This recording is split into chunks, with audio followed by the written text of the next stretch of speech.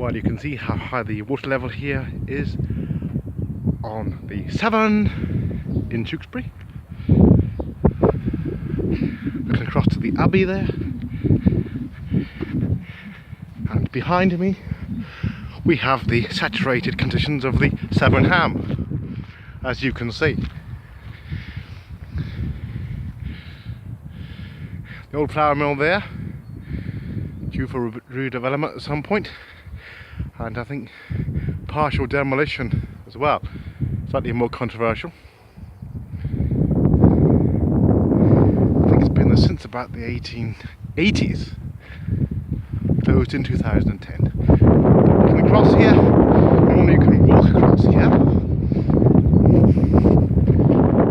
Tewkesbury, of course, renowned for floods, the biggest one being in 2007, when the whole area was completely flooded out. They've tried to put in schemes since then to counteract the problem.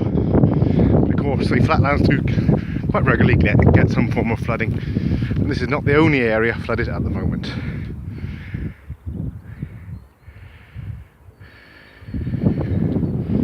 Severn Ham here. See how high the river is. You can get an appreciation looking across there.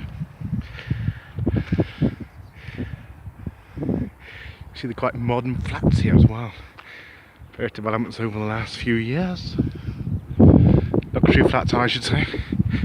Unfortunately, not a lot of flats for the younger people at the right prices. Common problem countrywide, but there we are. This is the Severn.